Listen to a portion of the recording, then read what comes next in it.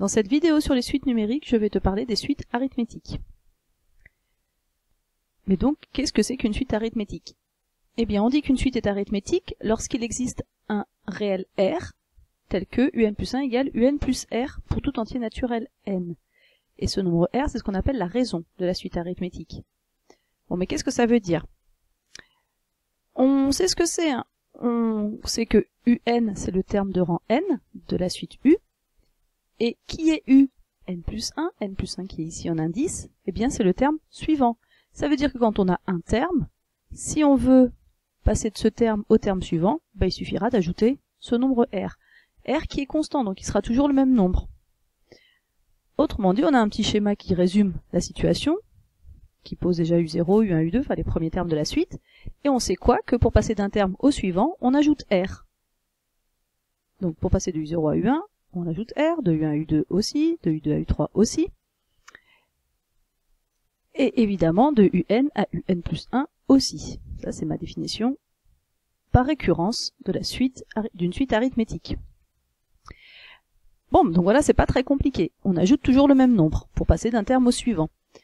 Évidemment, ce nombre peut être aussi bien positif que négatif. Autrement dit, je peux avoir une suite qui est de raison 2. Autrement dit, on ajoutera toujours 2 pour passer d'un terme au suivant. Et elle peut être arithmétique, par exemple, de raison moins 3. Auquel cas, on ajoutera toujours moins 3. Autrement dit, on enlèvera toujours 3 pour passer d'un terme au suivant. Un petit exemple, bah, si je regarde la suite des premiers nombres entiers, 0, 1, 2, 3, 4, 5, etc., c'est bien une suite arithmétique de raison combien? Bah, de combien on augmente à chaque fois pour cette 0 à 1, de 1 à 2, de 2 à 3, on a ajouté 1. Donc cette suite, c'est bien une suite arithmétique de raison 1. Bon, maintenant, le problème de cette suite arithmétique, enfin de la définition de cette suite arithmétique, c'est qu'on a donné une formule par récurrence de la suite. Ce qui nous gêne si à un moment on se dit, bah oui, bah moi j'aimerais bien calculer U50. Ah oui, alors je me dis, oui, bah pour calculer U50, il va falloir que je calcule tous ceux qui sont avant. Bon, c'est un petit peu compliqué, sachant qu'on voit qu'on ajoute quand même toujours le même nombre pour passer d'un terme au suivant. Donc on se dit, bon bah d'accord, est-ce que moi je pourrais passer directement de U0 à U3? Ou de U0 à UN, justement. Bon bah quand on regarde un peu ce qui se passe, si par exemple je voulais passer directement de U0 à U2, bon, on voit bien qu'on a ajouté une fois R, une autre fois R, autrement dit on a ajouté 2R. Pour passer de U0 à U3, ben, si tu as compris, on fait la même chose, on ajoute 3R. De U0 à U4, on ajoutera 4R. Et de U0 à UN, on ajoutera NR. Et voilà qu'on a donc une formule explicite pour calculer UN sans passer par les termes précédents. Eh bien on dit que UN est égal à U0 plus NR. Et ça sera donc UN. On a une autre formule explicite qui est la même formule, mais cette fois-ci si on dit que la suite commence à U1. Donc qu'est-ce que ça change? Si la suite commence à U1, ben on voit que voilà, pour passer de U1 à U3, on a ajouté 2R. De U1 à U4, on a ajouté 3R. De U1 à U5, on a ajouté 5R. Autrement dit, à chaque fois, quand on regarde l'indice qu'on a là et le nombre qu'on a devant le R, eh bien en fait, à chaque fois, on voit qu'il a diminué de 1. Et donc, ce qui me donne une formule pour aller jusqu'à UN, ben, qui sera qu'il faut prendre U1 et ajouter N-1 fois R, une fois de moins que l'indice qu'on a ici.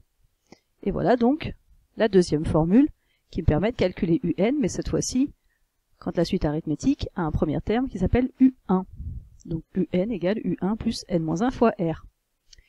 Donc les deux formules là qu'on vient de voir, là, les deux formules explicites, il faut que tu les connaisses par cœur.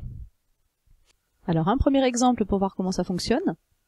Si on prend une suite U qui est arithmétique de premier terme U0 égale 30 et de raison R égale 4, si on veut savoir comment s'écrit son terme général, donc UN, eh bien on sait qu'on va prendre la première formule, la UN égale U0 plus NR, et il suffit de remplacer donc le U0 par sa valeur, 30, et le R par sa valeur qui est 4. Autrement dit, on aura 30 plus N fois 4, qu'on écrit plus simplement 30 plus 4N. Ça c'est donc le terme général de la suite. Et si maintenant je veux calculer U5, eh bien U5, il suffit de faire quoi? Il suffit de remplacer le N par 5, ici. Autrement dit, on va faire 30 plus 4 fois 5. ce qui vaut 50, et voilà, j'ai calculé le U5.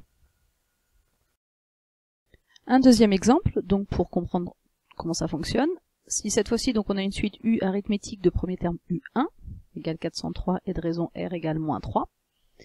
Son thème général, comme tout à l'heure, on prend la formule, mais on prend la formule avec U1, autrement dit UN égale U1 plus N moins 1 fois R.